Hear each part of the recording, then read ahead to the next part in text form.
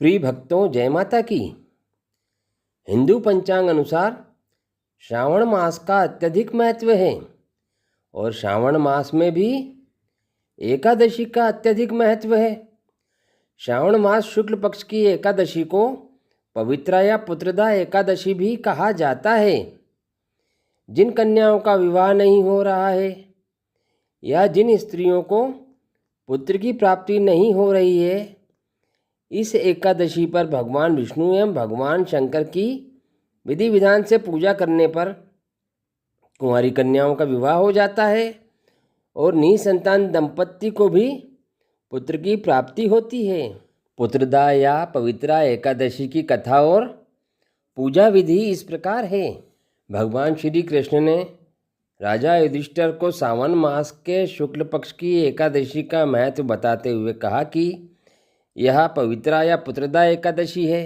पुत्रदा एकादशी में भगवान शंकर की, भगवान विष्णु की एवं गौ माता की पूजा करना चाहिए। उन्होंने राजा युधिष्ठिर को एकादशी की कथा सुनाते हुए कहा कि एक महीपति नगरी थी। उसमें महीजीत नाम का एक राजा राज्य करता था। वह बड़ा धर्मात्मा था, परंतु पुत्रहीन था। कई उपाय किए, परंतु सब व्यर्थ गए। राजा को शोकयुक्त देखकर मंत्रियों को अत्यधिक दुख हुआ और वह लोमश ऋषि की शरण में गए। दंडवत प्रणाम कर विनय करने लगे कि हमारे राजा के यहाँ पुत्र नहीं है। राजा हमेशा दुख और शोक में रहते हैं। हे ऋषिवर, आप कृपा करके कोई उपाय बताइए जिससे उनके घर कुल दीपक का प्रकाश हो जाए। मुनि ने दिव्य दृष्टि से उनके पूर्व जन्म का कर्म देखकर कहा कि तुम्हारा राजा पिछले जन्म में महाकंगाल था और कुकर्मी था।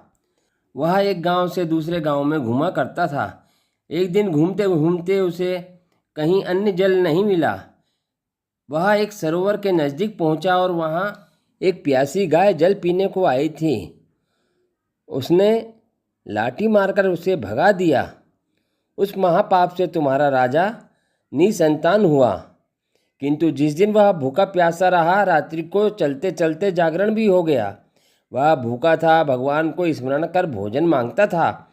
उस दिन श्रावण शुक्ल एकादशी व्रत भी उससे भूलकर हो गया।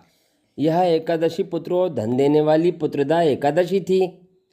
अगले जन्म में उसके प्रभाव से राजा को राज्य मिला, किंतु गौ के श्राप से उसे निसंतान रहना पड़ा। यदि आप लोग प्रजा सहित श्रावण शुक्ल एकादशी का विधि सहित व्रत करेंगे तो आपके राजा को उत्तम फल प्राप्त होगा और निश्चित ही उसके घर में पुत्र की प्राप्ति होगी। ऋषिवर ने बताया कि इस दिन गौ माता की पूजा करना चाहिए। गौ माता को मधुर फल और अनाज खिलाना चाहिए। भगवान शिव जी का अभिषेक करना चाहिए। सफ़ेद या पीला चंदन लगाना चाहिए। 11 बेलपत्र, शमी पत्र, फल फूल आदि भगवान शंकर जी को अर्पित करना चाहिए और आरती करना चाहिए। भगवान श्री हरि विष्णु को 11 पान अर्थात 11 तांबुल चढ़ाने चाहिए। तुलसी और तिल अर्पित करना चाहिए। घी का दीपक लगाना चाहिए। गेहूँ चावल दान करना चाहिए। ब्राह्मणों को यथाशक्ति दान देना चाहिए। एक दिन पूर्व ही समस्त पूजन सामग्री एकत्रित कर लेना चाहिए। एकादशी के दिन निराहार रहना चाहिए। यदि किन्हीं कारणों से निराहार नहीं रह सकते हैं तो एक समय फलाहार करना चाहिए। विधि विधान से भगवान शिव जी, भगवान विष्णु और गौ माता की पूजा करना चाहिए। ऐसा करने से कुंवारी कन्याओं को मनचाहा वर प्राप्त हो जाएगा और निसंतान दंपत्ति को पुत्र की प्राप्ति होगी।